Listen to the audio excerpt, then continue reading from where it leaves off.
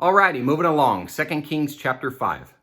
Now Naaman, captain of the army of the king of Aram, was a great man with his master and highly respected, because by him the Lord had given victory to Aram.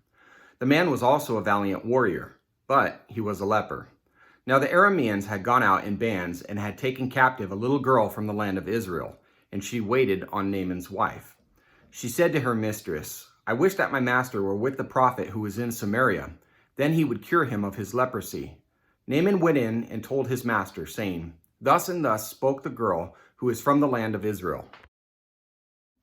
So we've got a young Israeli girl here who is basically a prisoner of war and is showing grace to her captives. Okay, verse 5. Then the king of Aram said, "Go now, and I will send a letter to the king of Israel." He departed and took with him 10 talents of silver and 6,000 shekels of gold and 10 changes of clothes.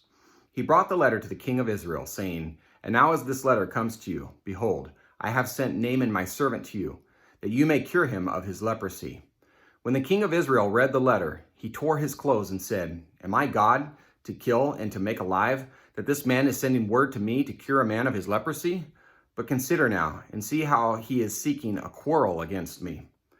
It happened when Elisha, the man of God, heard that the king of Israel had torn his clothes, that he sent word to the king, saying, "Why have you torn your clothes? Now let him come to me, and he shall know that there is a prophet in Israel." So Naaman came with his horses and his chariots and stood at the doorway of the house of Elisha. Elisha sent a messenger to him, saying, "Go and wash in the Jordan 7 times, and your flesh will be restored to you, and you will be clean." And there's that number 7 again, the number of completion. Verse 11. But Naaman was furious and went away and said, "Behold, I thought, he will surely come out to me and stand and call on the name of the Lord his God, and wave his hand over the place and cure the leper. Are not Abana and Pharpar, the rivers of Damascus, better than all the waters of Israel? Could I not wash in them and be clean?" So he turned and went away in a rage. And there's that pride. Okay, verse 13. Then his servants came near and spoke to him and said, "My father, had the prophet told you to do something great, would you not have done it? How much more then when he says to you, 'Wash and be clean'?" And I'd like to point out again, as is stated in verse 8, that the motive behind this healing was to point to who the real God is and his authority. Okay, verse 14. So he went down and dipped himself 7 times in the Jordan, according to the word of the man of God, and his flesh was restored like the flesh of a little child, and he was clean. When he returned to the man of God with all his company and came and stood before him, he said, "Behold now, I know that there is no God in all the earth but in Israel. So please take a present from your servant now." But he said, "As the Lord lives, before whom I stand, I will take nothing." And he urged him to take it, but he refused. Naaman said, "If not, please let your servant at least be given 2 mules load of earth, for your servant will no longer offer burnt offering, nor will he sacrifice to other gods, but to the Lord. In this matter may the Lord pardon your servant. When my master goes into the house of Rimmon to worship there, and he leans on my hand, and I bow myself in the house of Rimmon, when I bow myself in the house of Rimmon, the Lord pardon your servant in this matter." He said to him, "Go in peace." So he departed from him some distance.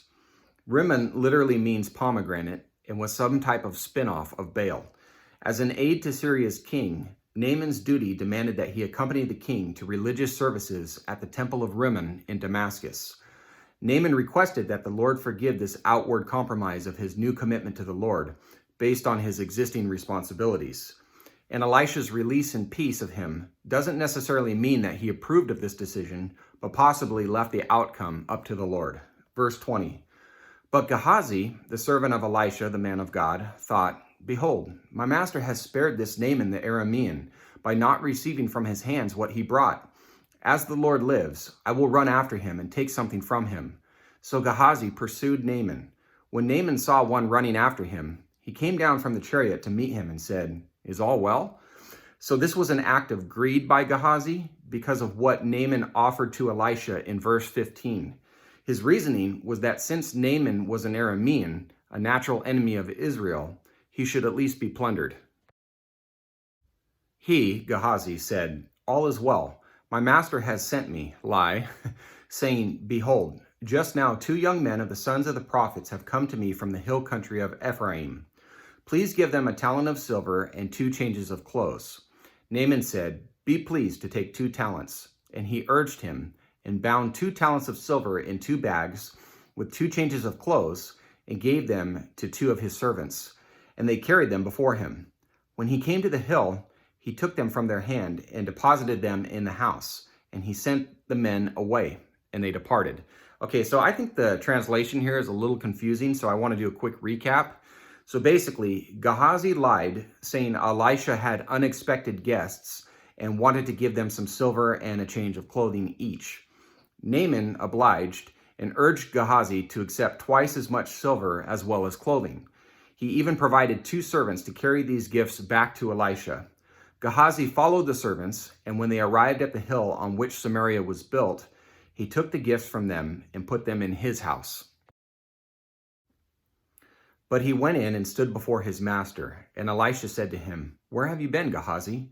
And he said, "Your servant went nowhere." Lie, and doesn't he know this guy's a prophet?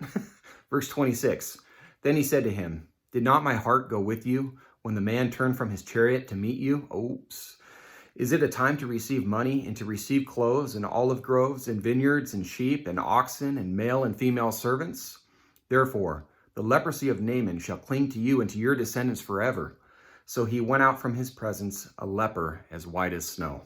And the lesson today is always do things for God with a pure motive, not for material gain or recognition, because when pride and greed get involved, it's sin. Okay, guys, thanks for being here. Have a wonderful day. Looking forward to tomorrow, Lord willing. See you then. Bye-bye.